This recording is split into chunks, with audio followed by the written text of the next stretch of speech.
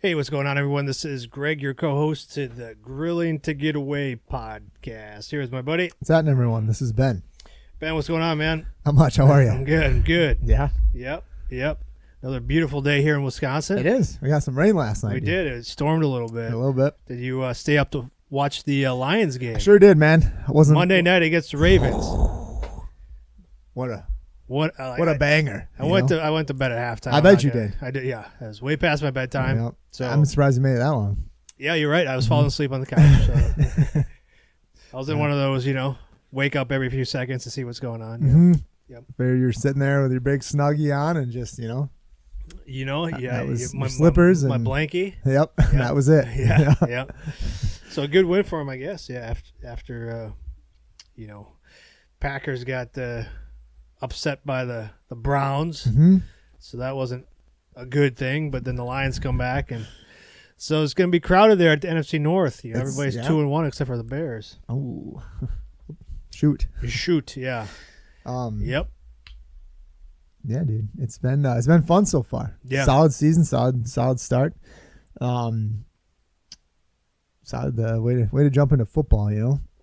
Man, been seeing a lot of tailgating going on. A lot so of people funny, doing dude. crazy stuff. I have an article that we're going to talk about today. Dude, man, I got an article for you too. That I want to get your opinion on.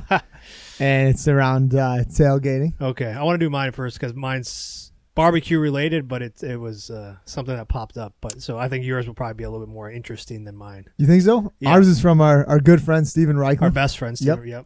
Yep. From his blog and stuff that he does.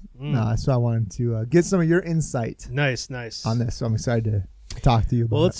Let's talk about that here in a minute. But Did you get a chance to get out and grill over the last week? Well, just real quick. I had to sell cook. My wife had picked up these chicken sausages. Chicken sausages. Yeah. So like andouille. Andouille. Yeah. Okay. Andouille.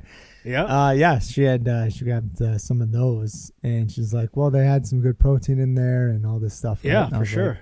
Like, I was thinking man, flipping Cal had 5 games over the weekend between Saturday and Sunday.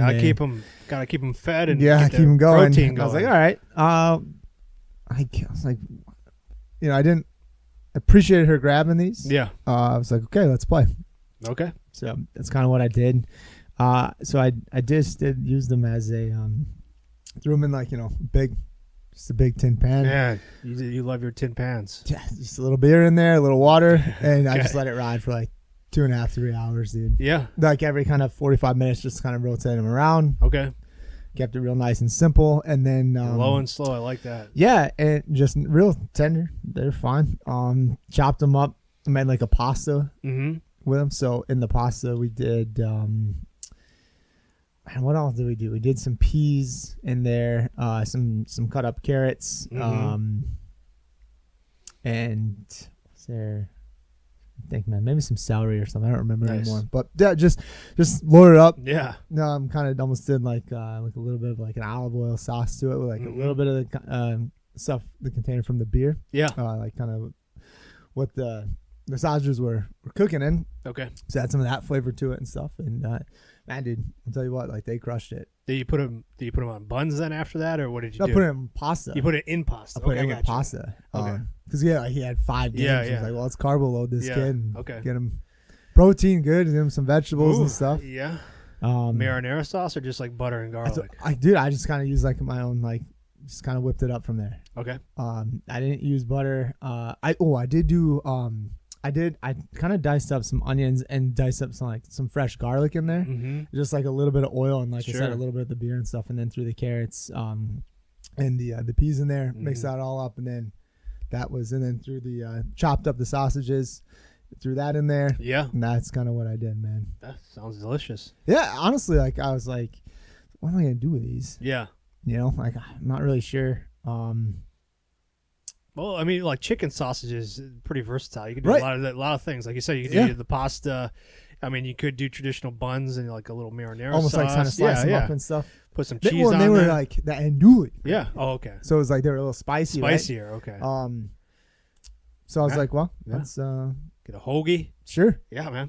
That sounds good. It was easy. Easy, great cook. I would definitely do it again and stuff. Yeah, they make a lot of different flavors of chicken sausage. Like we've had those in the past where like some of them have some spinach in them. You Sure. know, a little feta in there. So yeah, a lot of different. Yeah, chicken will take on whatever flavor you want to do. So yeah, I kept it real simple. Solid smoke. I threw some pecan. Yeah, kind of just like a good sized chunk on there because I knew I was just gonna let it ride. Sure. You know, I wanted it to just nice and easy, man. I think it maybe touched like 275. Kept it simple. It was nice. I was like, all right, well, nice. It cooked real good. It was easy day. So, well, that's great, man. Glad it worked out for you guys. Glad you got the carbo load the boy there, so you can I carbo loaded. I'm sure you did. So, yeah. You know, somebody's got to take them to these places. Right? I'm sitting there on the sideline. You know, pacing up and down the whole time. I know. Like, basically coaching the team. Yeah, so, basically like you're playing a game. Yeah. I think I'm. Sometimes I tell him, like, you know, buddy, I think I'm working a little harder than you are. Yeah. You need to come on, step it up here. Look at my steps I got. You see? Yeah, I believe it. But what about you, man? Sunday it was just me and Everett at home, so I pulled out a couple T-bones. Didn't tell anybody else about it, did you? It was on the board. Kept like we plan the meals ahead of time, and like sometimes like I have no say. And just like rice, so you can't read it. I look at the board. Oh, I'm making steaks today. Okay, you know, so it's like steaks and potatoes. So Remind myself. I was like, okay. How'd you do the potatoes? I didn't make them, so Becky made them. Oh, so like ahead of time? Yeah, I made them ahead of time. Oh, okay. She was gonna be gone for a book club or whatever.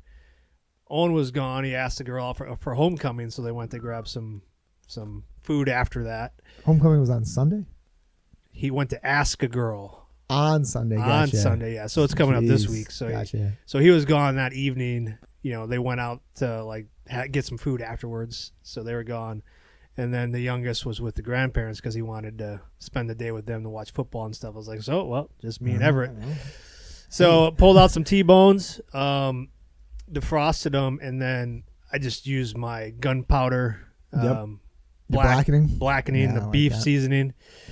That's amazing. Maybe one day I'll share that with people, but I'm not there yet. That one's kind of tricky too, man. Like I remember, like it's got activated charcoal in it, so you can't really put it on your hand and try it, you know. Yeah, it's funny when you open the bag. Oh yeah, start coughing, and it's like a puff of smoke. So now that obviously it's mixed and stuff, so now I've got it in a bottle, but it doesn't like. But if you're just new to using activated charcoal, you know, it's like it's a shock. Yeah. You know, it can be messy, but it's got great flavor, and obviously it puts a nice color on the crust there, but. Chars up. Yeah, I just did it hot and fast, man. So these T-bones had some nice fat kind of on the side of it, a little bit of marbling, not too bad. And man, I let it. So I defrosted them, and then I rubbed them down with the rub for about 30 minutes. I let them sit in the refrigerator while I got the Weber kettle up to temperature. And this was going to be a hot and fast one, man. So.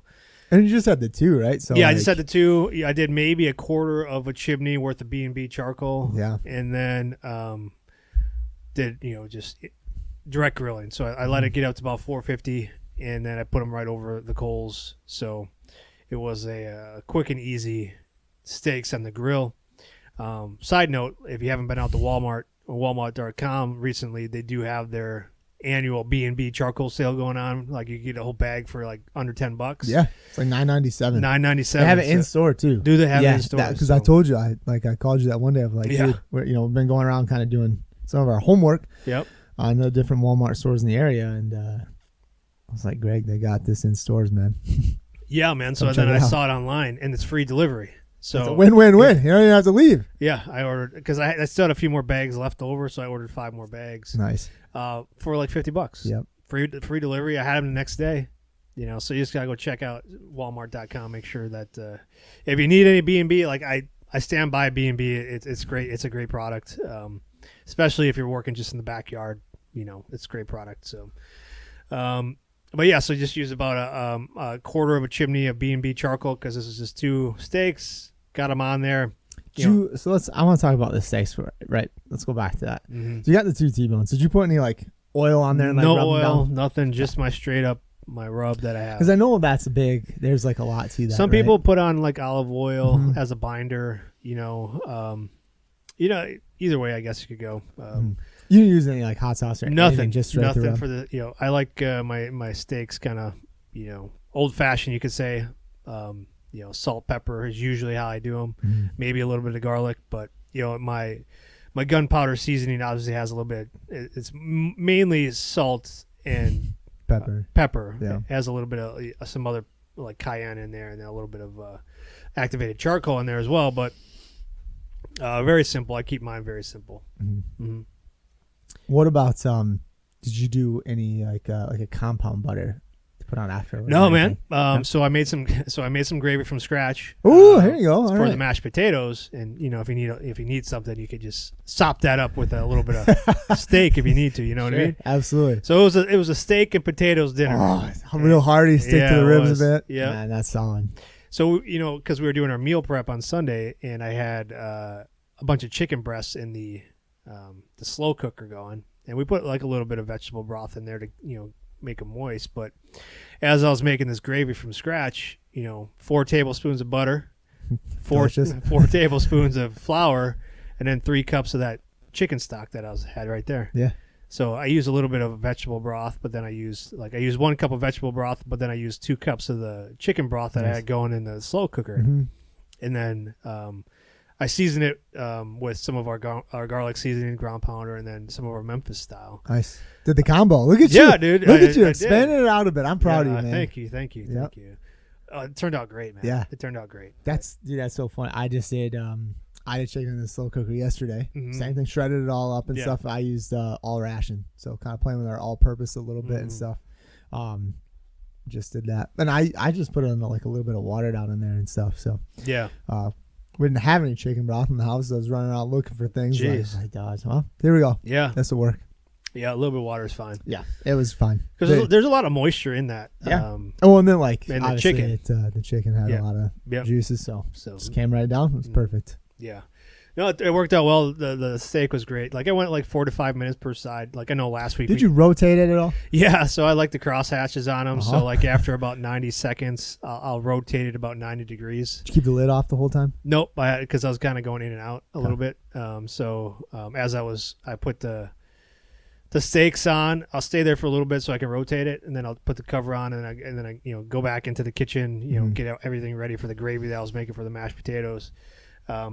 But yeah, so like I like mine more medium rare, so 145 internal temperature, which if I got a 400 or 500 degree grill, I know it's going to be 4 to 5 minutes aside, depending on the size of the steak, right? The thickness of the steak. So that's kind of what I went with, is nice pink center. Were you probing it at all? No probing, man. With those steaks, man, kind of just I just go for feel. Yeah, I like that. Yeah, I just go for feel. Which we've talked about in the past, right? Like kind of the feeling, like using like your pointer finger to your thumb. Yeah. Thumb to your middle finger and stuff like. Yeah. And it was just me and Everett, so I wasn't too worried about messing them up, right? But like I like it. I like it more kind of medium rare, so I know it's going to be a nice pink center, maybe closer to a red, So, but it was good, great. Nice. I was great to get out there. It was a decent night out. But yeah, so that's what I had going on. So so that brings me to my article that I brought for the podcast for today. Printed it off too. I did, because my computer's recording this for the YouTube. I couldn't bring it up on that, but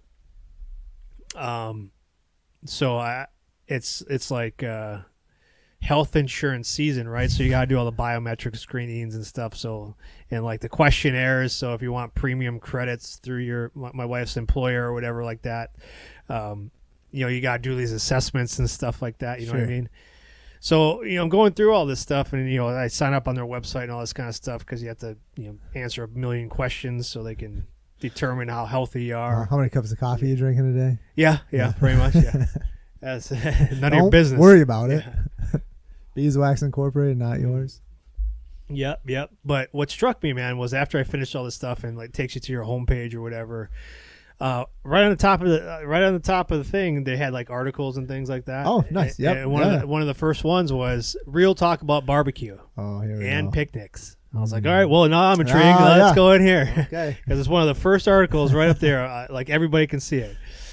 So, the subheading is, why can healthy eating be so difficult? Oh, it's tough. So here's how it starts, Ben. I want your take on some of this stuff. Summertime means cookouts, family reunions, neighborhood block parties, and the eternal tug of war between enjoying yourself and eating healthy. The buffet tables overflow with chips, creamy dips, char-grilled brats, and tasty sweet desserts. Delicious. No matter how much diet advice we've read, resisting temptation in the moment can be challenging. And there's a reason behind that, Ben, apparently. So it's called obesogenetics environment. We live in what's called an obesogenetic environment, says this doctor. I'm not going to name him out, but our environment encourages weight gain. Then our biology, metabolism, and continued environmental pressures fight against both weight loss and its maintenance. So right there, I was like, yeah, I guess you could say that. If you're going to barbecue and picnics, there's going to be some great food out there. Yeah, you got some good options, Yep. So when you're at the backyard picnic surrounded by salty, fatty, and sugary snacks, your brain notices. We call these highly palatable foods. We hope so, right? We hope if you're cooking and grilling out that people want to eat them, right? All right, so they have high sugar, saturated fat, salt content, and are truly addicting. Not just the taste, but also the mouth feel. Oh, okay. Crunchy and creamy. Oof. So we're talking more like the chips here, the snacks. It sounds. I don't know. It's a temperature cool and refreshing, or warm and calming, and even the color can trigger our brains to desire more. So they're trying to get you not to eat as much. So now let's get into the recommendations. What they recommend. Okay. We hope this helps somebody. I don't know. Maybe somebody out there. Maybe it'll help me. Maybe it'll help you too when you go out to these barbecues. But this doctor recommends getting strategic when you're going to barbecues. I like this. Yeah. Good. Think ahead. Think ahead. Make a list. Jot down. Ben. Number one. You know better. Yeah. You know better. Try to stand as far away from the food as feasible. Look at people, scenery, or anything besides the food. Yeah. Be a weirdo there. I can't look What's at Ben doing? Got my sunglasses on, Hold something in your hand. A beer? A glass of water, for example. Chew gum. There you go. Just avoid the snacks altogether. That works for some, but not for everybody. Everyone is wired differently, Ben. And the response to food cues different as well. Yep. So you have to reflect on how well you do in those settings. Now, if your hunger is an issue, Ben, one tip is to eat something filling beforehand. But even more important, says this doctor, is healthful eating patterns take practice. It's extremely difficult to avoid overeating your favorite food if the first time you try it is at a social event. So rehearse how you'll handle certain Practice. So practice makes perfect. Before you go to the barbecue, you need to do your dry runs, is what we call that in the military, okay? Yep. Come up with your standard operating procedures. Yep, that's what we say. Stick to the plan. Write it down. If you have a goal like to stop snacking on chips in the evening, stopping when your hand is in the bag is probably not the easiest thing to do. Is that what it said? Yeah. So you can do this, Ben. Put them out of reach, Ben. Yeah. Leave them at the grocery store. But the problem is with comparison, most people eat from the vegetable platter. Oh, so here he's saying, like, bring something that's more healthier to the barbecue.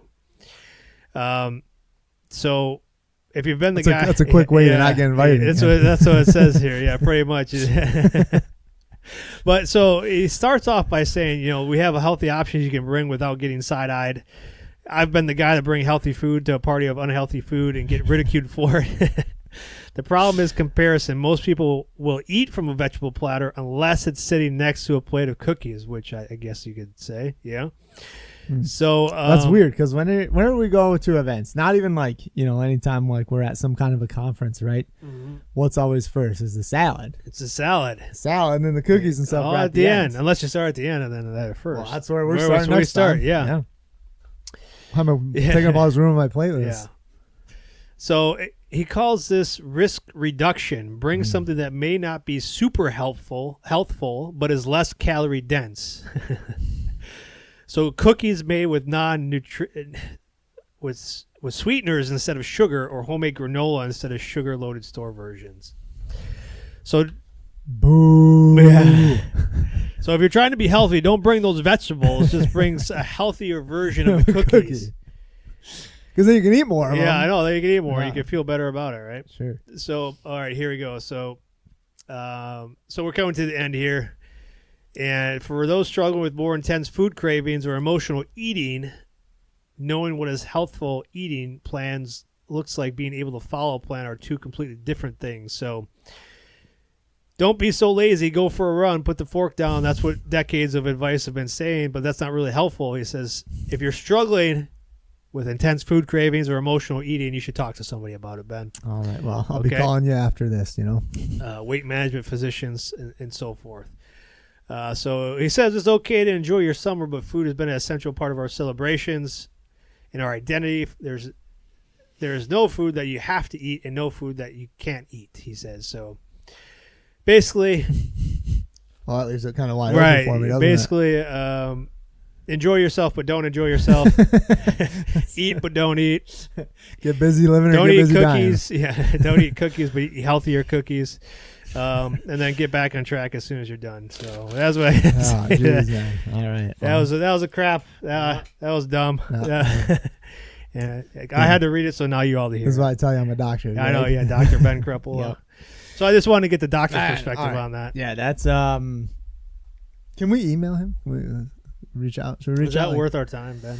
I've got some. We talk, questions. so we talk about clean eating and stuff a lot on here. Yeah. Clean ingredients, healthy alternatives, knowing where your food comes from. But like articles like that just make me. It just seems like, hey, you can do whatever you want, or you can't, or you don't want to, or you don't have to. Like it's very kind of in the middle. Like there's no real one stance on it. Like, oh, there's factors here, but maybe not. Well, it's same too. Like it was more about like the snacks and the desserts. Yeah, like at the barbecue. Barbecue, yeah. What about the?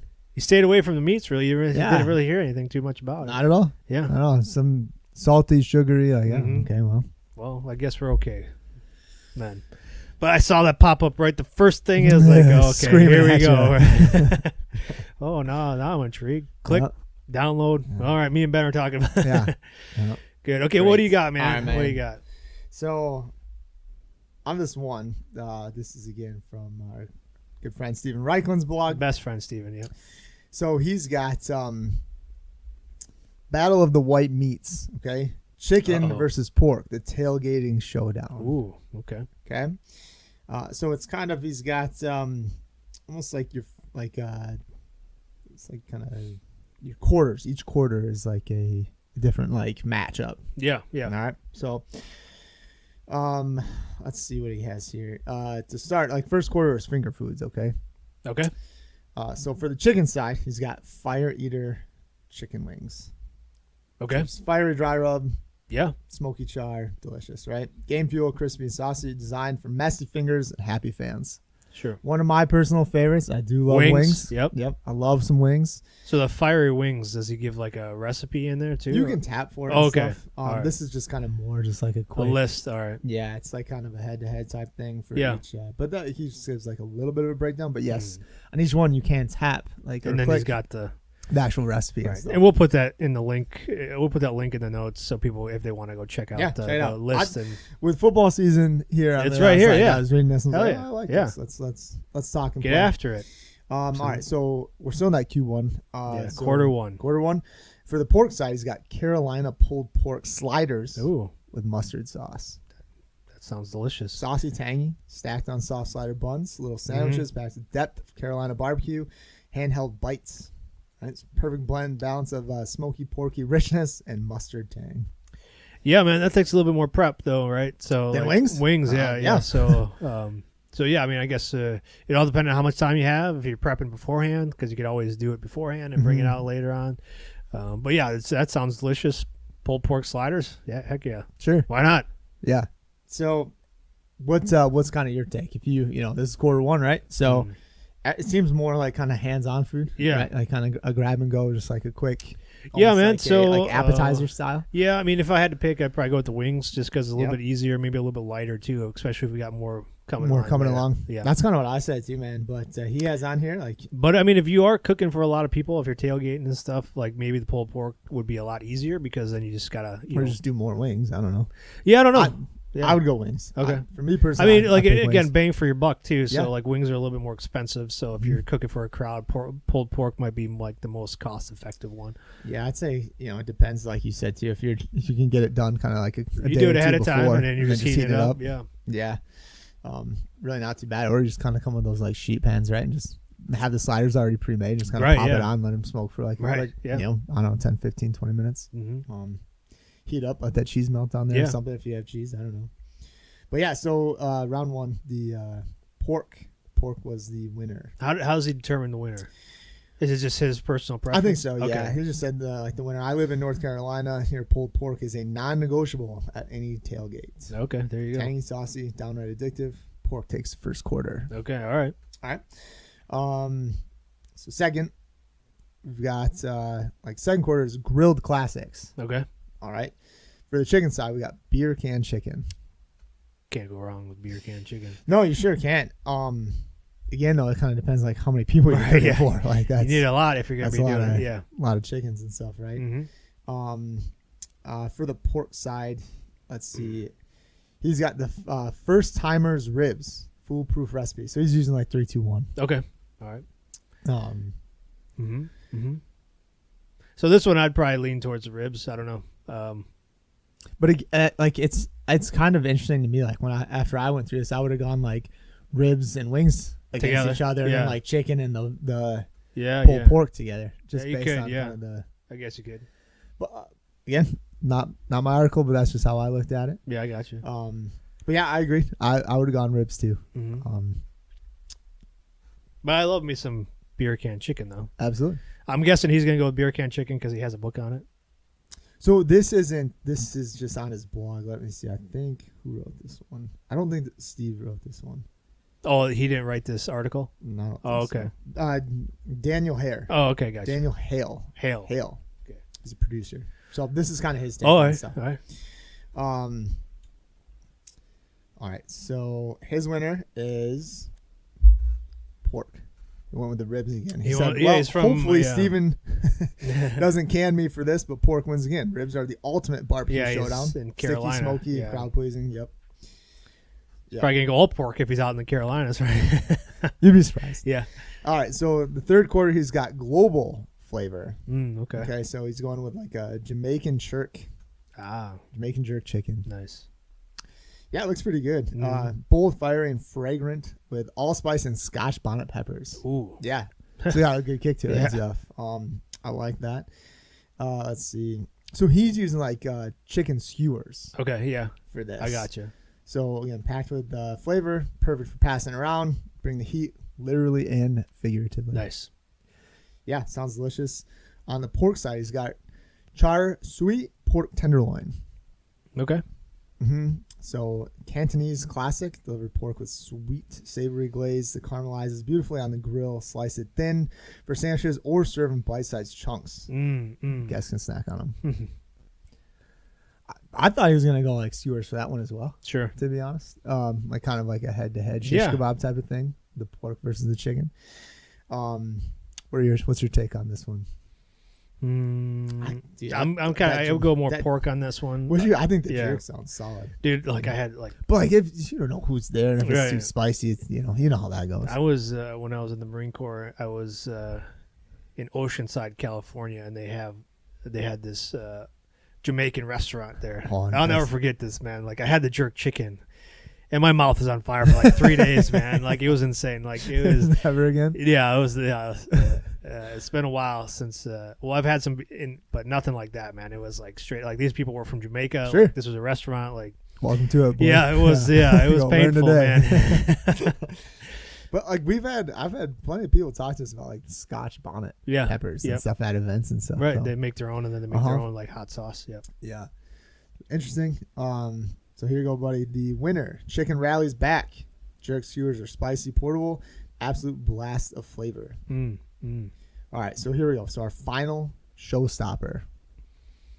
Okay, you ready? Yep.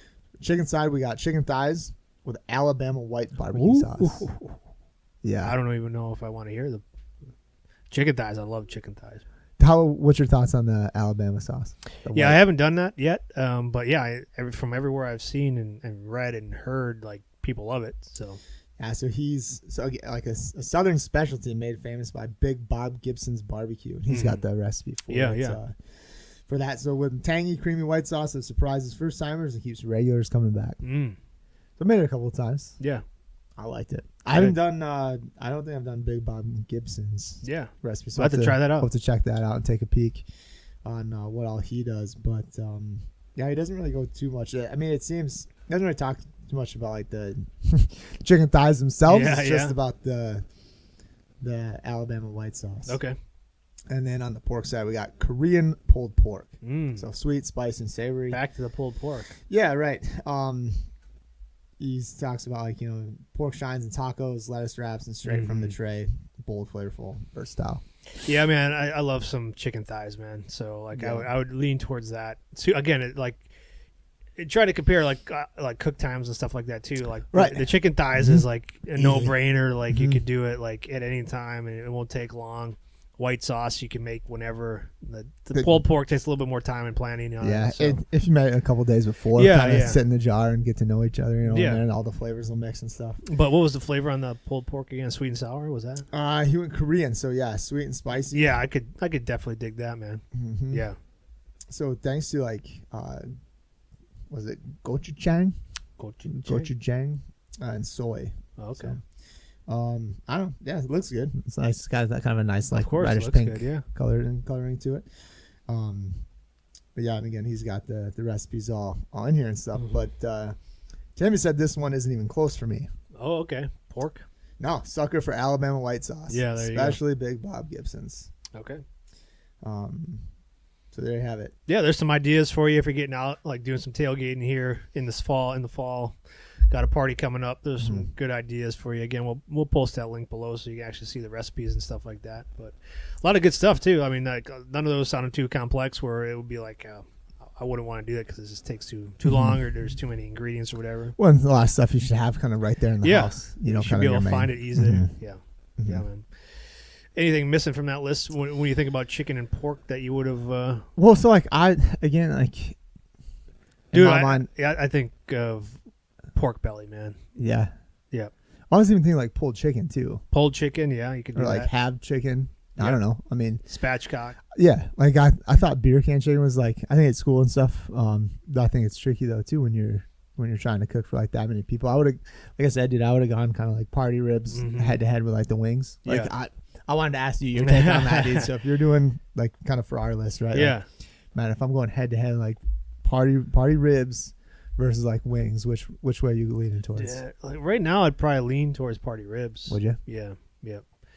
That's how I'll be honest. Like, I don't think you can go wrong with either one. Right? Yeah. Like either one's gonna be. But like you do both. If you gave me like the option, like, hey, here's your options. You pick which one. I'd probably go with the party ribs. Right. Why is that? Just because you don't do them too often. Like I probably do wings more often, so I wouldn't mind doing the other one. But again, it also comes down to maybe I wanted to experiment a little bit with something. Yeah, with some flavors or something. And you can do that with either one. You can. Like we kind of talked about. Chicken kind of takes on. You can many options for chicken. Same thing with pork. I thought it was a solid list. I thought he could have come up with something besides pulled pork twice. Yeah, sure. There's a lot of options out there. Sure, but if you're doing like 4 pork shoulders, like, hey man, start with sliders and keep working. Try keep working through. Yeah, man, like a pork belly, like a nice pork belly, would be a nice appetizer. I would have thought something like that. Yeah. Like burnt ends. Yeah, something like that. Dude, I saw this. This is kind of like it's got pork in it, like bacon, but have you seen this? Like how people are doing burgers now with so they take like a slice of bacon, like a nice long slice of thick bacon. cut. The more I guess medium. I don't think it's real thick cut, but a nice long slice of bacon, and then they put ground beef on it. You know, the whole length of it. Sure. And then they roll it up. So this is like the patty for like a burger. So it's like it's bacon with the beef rolled up in it as you roll it up, you know. So it's like a swirl of bacon within the burger. Delicious. And then they grill it up, and then they put it on a bun, and then they eat it like a burger. It's thick enough for that? Yeah. Yeah. Okay. It's like a long. I mean, they might even put like two slices of bacon, you know, lengthwise together, and then they roll it up, and it's a nice size burger. It also depends on how thick, like the amount of beef you put in there too. How much beef were they putting in there? They just like covered it, so I don't know. Wow, I could do it. I could see myself doing that. I can absolutely see you doing that. Yeah, you're an animal. Yeah, it's simple. Yeah, yeah. It's like a pinwheel with bacon and beef. How do you feel like the bacon on the inside is going to be? It might be a little bit more raw. I don't know. Yeah, you have to make sure you cook it through. But otherwise, whatever. You almost just put it like right over the coals. I'd smoke it for like probably a good 15 minutes first. Sure. And then maybe pop it over the coals. Yeah, I would have to try it out to see. It looked delicious, man. I'm sure it did. Sure did. These people that were doing it like just mowed it down. Yeah, a little bit of maple whiskey sauce on that. Oh man, yeah. You could even put a little sharp bit cheddar cheese. Oh yeah, a little cheese, a little like maple whips, whiskey. Those cheese whips. Yeah. Now we're talking. Yeah. You gotta toast your bun a little bit, a little bit of butter, maybe a little bit of sweet heat rub on the side. Oh man. But I was like, I gotta share this with Ben. Yeah, that's another idea for you. Let's send that to the doctor. You can do that, like you could do those sliders. I guess you could say like that. That would be your sliders, like that. Make a smaller one. Say we send that to that doctor. Yeah. What do you think about this? How is this? How does this work? Yeah. If I eat 4 of these, if I have something in my hand like a beer, but I'm not looking at the food when I bite it. Looking at it, my eyes are closed. Looking at the scenery instead. All right, man. Well, that's all I got. We're coming up. We got Warren's Cranberry Fest this weekend, September 26th to the 28th in Warren's, Wisconsin. I'll be up there. It's gonna be great weather, Ben. It looks like it's gonna be like 70s and sunny, and it's always a great time out there. I love it. It's like one of my favorite ones. Like I like being out there. And then we got the one in Eagle River coming up as well. You're gonna be out at that one. Yeah, man. And then we're heading down to Arkansas to meet with the people at Walmart to hopefully continue to build this brand and get our products into new hands. So a lot of exciting big stuff coming up. Yeah, we got a lot going on, man. Yeah, it's like kind of back to back to back. Yeah, it's gonna be like the next three weeks. I'll say is gonna be crazy. So we're gonna be running. You can follow us on the socials, see us out there. We're gonna be sharing that kind of stuff. We'll make sure to give you some behind the scenes when we're gonna be out there in Bentonville, Arkansas. And then we'll let you know how it goes when we get an answer, whether or not they're going to take a chance on us or we got to go back to the drawing board and work on some stuff. But burning it all down and starting from the bottom, you know? Yep. Yep. You're cool. What was that from? Like Half-Baked? No, I was thinking like Christmas Vacation. Yeah. Kiss my ass. Kiss his ass. Yep. No, we appreciate the opportunity. We're going to be down there, and we're going to be pleasant, and we're going to be learning a lot, meeting a lot of cool people. There's going to be a lot of great businesses down there, a lot of veteran-owned businesses that we know are going to be down there too. So it'll be a good time. But it's going to be, we're in the thick of, tailgating season, awesome festivals going on, coming up on Christmas season. So if you need products, if you need Christmas ideas, gifts, go out to the website, burnpitbbq.com. Otherwise, that's all I got, man. Yeah, we also do like a lot of this time of year, corporate gifting stuff. Gifting, yeah. Also mention that to your employers that, if you want something from Burn Pit BBQ, we can definitely hook them up with some stuff. All natural products, made in Wisconsin, American made, veteran owned, give back to the veteran community. All great points that you can bring up if gotta make your pitch. Yeah, if you gotta make a pitch to your employer. All right, man. No, that's all I got. All right, sounds good. Sounds good. All right, we'll talk to you later. Take it easy. Cheers.